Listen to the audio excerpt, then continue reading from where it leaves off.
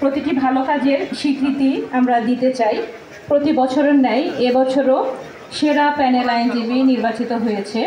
তাদের অবদান এবং তাদের ট্যাগ সব কিছু মিলিয়ে তারা লিগ্যাল এইড প্যানেল আইনজীবী থেকেই কীভাবে সেরা প্যানেল আইনজীবী নির্বাচিত হয়েছেন, বিচারপ্রার্থী জনগণের কাছ থেকে তাদের কমিটমেন্ট বা তাদের কিছু কমেন্ট নিয়েই এই নির্বাচনটি হয়েছে। তো এই বছরের আমাদের বক্তব্যের আমরা প্রায় শেষের দিকে এবং শেষ আকর্ষণ হচ্ছে সেরা প্যানেল আইনজীবী ঘোষণা এবং তাকে একটি স্বীকৃতি দেওয়া। এবং এবছরের সেরা প্যানেল আইনজীবী হয়েছেন নারী প্যানেল আইনজীবী একজন, তিনি বিজ্ঞ অ্যাডভোকেট হামিদা খাতুন। তার জন্য একটি করতালি আশা করছি এবং আমরা যেন আরও উৎসাহিত হতে পারি এবং আগামী বছর আমরা আরও 2-3 জনকে জানি একই পর্যায়ে সেরা প্যানেল আইনজীবী হিসেবে পুরস্কৃত করতে পারি, এই আশাবাদ ব্যক্ত করছি। বিজ্ঞ অ্যাডভোকেট জনাব হামিদা খাতুন তার ক্রেস্ট গ্রহণ করছেন মাননীয় চেয়ারম্যান জেলা লিগ্যাল এইড কমিটি, মাননীয় জেলা ও দায়রা জজ স্যার হতে। এইদিকে একটু তাকান। অভিনন্দন আপনাকে।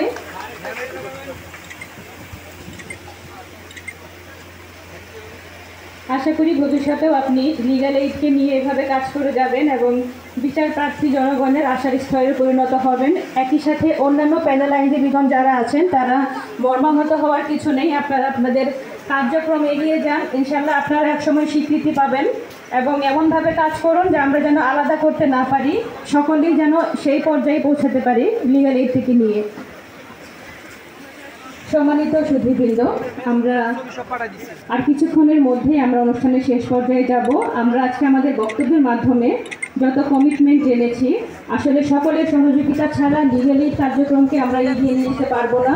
আমরা প্রত্যেকেই প্রতিজ্ঞাবদ্ধ, আমরা লিগ্যাল এইডের সাথে আছি, থাকবো এবং ন্যায় বিচার প্রতিষ্ঠায় আমাদের সকলের ভূমিকা হবে অনন্য। এখন আমাদের পথ এখানেই থেমে থাকবে না, আমরা অব্যাহত রাখবো আমাদের এই কার্যক্রমকে এবং এই আশাবাদ ব্যক্ত রেখে অনুষ্ঠানের সমাপনী বক্তব্য উপস্থাপন করবেন মাননীয় জেলা ও দায়রা জজ এবং চেয়ারম্যান জেলা লিগ্যাল এইড কমিটি। স্যারের বক্তব্যের মাধ্যমেই আমাদের অনুষ্ঠানের সমাপ্তি ঘটবে। আমি মাননীয় চেয়ারম্যান জেলা লিগ্যাল এইড কমিটি এবং আজকের অনুষ্ঠানের মধ্যমণি সিনিয়র জেলা ও দায়রা জজ জনাব মমতাজ পারভিন মহোদয়কে তার সমাপনী বক্তব্য উপস্থাপনের জন্য অনুরোধ করছি।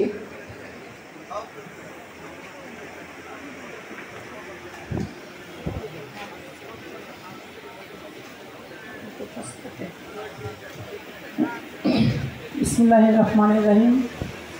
সম্মানিত অতিথিবৃন্দ, আমার প্রিয় সহকর্মীবৃন্দ, জেলা লিগ্যাল এইড কমিটি গাজীপুরের সম্মানিত সদস্যবৃন্দ, গাজীপুর ঐতিহ্যবাহী বারের প্রতিনিধিবৃন্দ, উপস্থিত সুধীবৃন্দ, আসসালামু আলাইকুম। আমরা প্রায় অনুষ্ঠানের শেষ প্রান্তে। এই অনুষ্ঠান পরিচালনায় সবার সহযোগিতা আমরা পেয়েছি, তো আমি অশেষ কৃতজ্ঞতা জানাচ্ছি গাজীপুর ঐতিহ্যবাহী বারের সম্মানিত প্রেসিডেন্ট, সেক্রেটারি, জিপিপিপি সহ অন্যান্য সদস্যদের, প্রশাসন সহ পুলিশ এবং যারা আমাদের প্রত্যক্ষ পরোক্ষভাবে এই অনুষ্ঠানটি সফলভাবে পরিচালনা করায় সাহায্য করেছেন, তাদের প্রতি আমি কৃতজ্ঞ। তো আমার কিছুটা খারাপ লাগছে, আমি সবাইকে মঞ্চে আমরা ডাকতে পারিনি, এজন্য আমি সবার পক্ষ থেকে ক্ষমা প্রার্থী। তো আমি আমার চাকরি জীবনে আমার অনেক অনুষ্ঠান করার সৌভাগ্য হয়েছে। সর্বশেষ আমি ময়মনসিংহ জেলা জজ হিসাবে ওখানে এই দিনটি উদযাপন করেছি 24 সালে।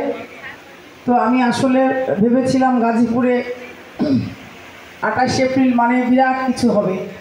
তো আমি স্বল্পতা, জায়গার স্বল্পতা বা যে কোনো কারণে আমার মনে হয় যে এটা আসলে ওইভাবে আমি যেটা চেয়েছিলাম ওইভাবে করা সম্ভব হয়নি।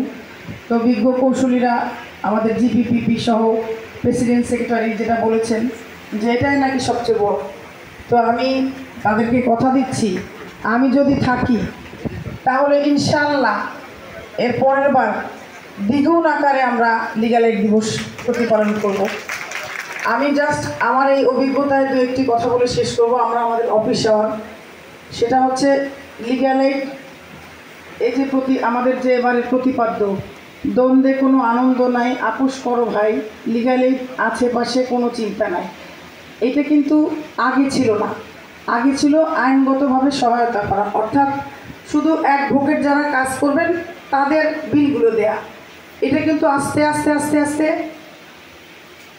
এই এত দূরে এসেছে, অর্থাৎ হাঁটি হাঁটি পা পা করে আমরা এখন একদম মোটামুটি সব লিগ্যাল এইডের সব কিছুই হচ্ছে।